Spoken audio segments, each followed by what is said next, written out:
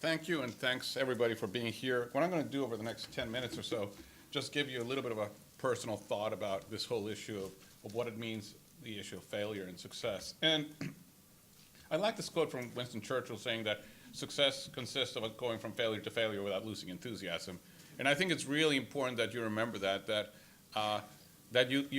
one thing you must not lose is your enthusiasm. I think failure is inevitable. It's inevitable in life, and it's going to be part of an academic career. But we all go through phases, right? And the first thing is denial, you know? It's just really hard to admit that we made a mistake, that we need to change. Then sometimes you just change your losses. You say, you know, I want to draw the line. This is where I don't want to go. And then sometimes you just sort of make it up. You say, well, you know, let's reinterpret. This is somebody else's failure. This is not my failure. The reviewers didn't get it or whatever. But it's not. I never look at what my problems are. And I think it's really important that we always the most important thing in failure is actually recognizing that we failed, that something went wrong. Now, those of us in academia love to talk about our successes, you know, and in academia we celebrate them. We say, oh, this person got this grant, and this person did this, and this person is the best teacher. But we never talk about failures, and somehow I think we need to also mention, you know, here's a list of faculty who submitted grants and didn't get it this year. But they worked really hard at doing it, you know, and that's okay, you know, and I think we need to be more, so I'll tell you a little bit about some of my failures. I'm not going to go over all of them, but I'll make it personal. You know, in 1998, I had finished training, and I really wanted to go into public health, and I got accepted into EIS, which is sort of the epidemiology service training at CDC. But unfortunately, I was here on a J1 exchange visa. CDC couldn't take me. They couldn't change that. It didn't work out. And so I failed. I failed to achieve something that I wanted to do, and had to figure out and sort of figure out what I wanted to do and what to do with my life going on, since that door was closed, right? And it ends up that I ended up going back to Mexico, where I'm from, with the idea of going for 2 years, and ended up staying for about 8 or 7 or whatever. And it was a really smart decision, because in fact all that I've done in life is because I went back to Mexico and I worked with some really important people. You know, Julio Frank, who was the dean of this, who, you know, later became the dean of the School of Public Health at Harvard, and now is the president of the University of Miami. Jaime Sepulveda, who now is the sort of the director of the Global Health Center at UCSF. Fernando Zacharias, who was at Pajón. King Holmes, and in fact, that's how I got to meet Jim Kern, because Jim Kern was at CDC, and I was in Mexico in charge of AIDS, and we ended up doing a border program, and that's how I met my current boss. So, in fact, it was a really smart decision to do this, and it totally changed my career. So when I was in Mexico, you know, I got asked by the incoming administration in 1994. There'd been an election, there was an incoming administration, and Dr. Sepulveda and I were asked to put together the National Health Plan for the new administration, and we worked together to putting this book about what was the National Health and Social Security Plan. And we were absolutely sure that he was going to be the Minister of Health or the Secretary of Health, and I was going to be the Undersecretary of Health, and we were going to implement this plan. Well, it turns out the cabinet positions went to other people. They did implement our plan. Our plan clearly got implemented, and in fact, one of the things that we proposed in our plan was something called a conditional cash transfer program to combat extreme poverty that is still recognized as one of the most successful in the world, and a lot has been written about it. But again, it was disappointing. It was not what I wanted to happen. But because of that, I looked at other opportunities and decided to return to Emory in 1996. So again, I would have never come to Mexico if I hadn't had that failure, right? I thought I was going to do something, it didn't happen, and the outcome was even better, I think. So I think when you think about academia, failure is a repeat offender. And the two repeat offenders are clearly grants and papers, right? And I think, to me, grants hurt a hell of a lot more than papers. I think you need to have coping strategies. And first of all is a mindset. So don't take failure as a blow to your self-esteem. Don't think, stupid reviewers, why don't they understand me? But you need to think about, how can I get better? Even if the most stupid reviewer reads a grant, we need to figure out a way that he understands it or she understands it, right? There are always other opportunities. I remember a grant I didn't get funded, an oral transmission of HIV.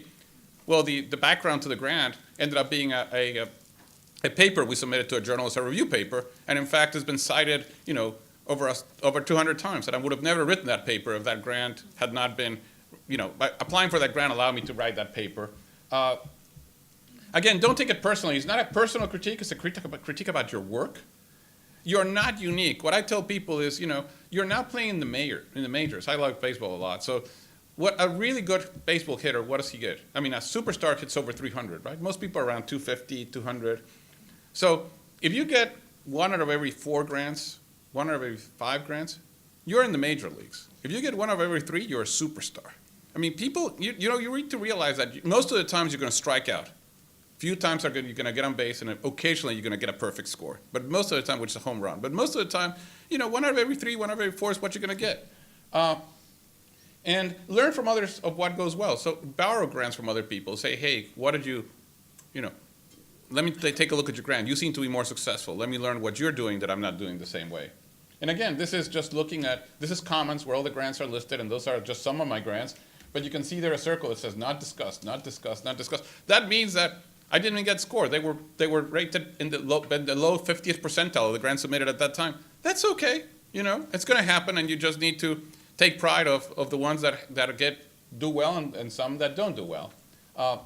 The one there at top, Project Retain, actually it's another one that we got funded, and this one is another one that we got funded. So again, some get funded, some don't, and that's life. But the only thing I can assure you, the only grants you're not going to get are the ones you don't apply for.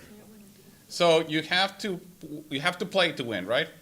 The problem is faculty have very little experience with professional rejection.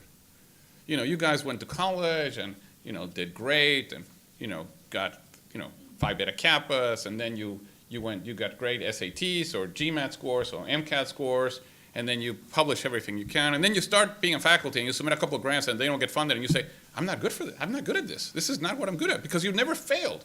And I really think that something we have to do in our classrooms is allow our students to fail more frequently. We have to teach people that failure is okay. But we don't do that. And I think, this is my personal bias. I call this the T-ball generation. We put a ball in a little tee and we let them hit. They don't learn how to strike out. They always hit the ball, right? Because it's there in the tee until they hit it. And we have to let our students learn how to fail.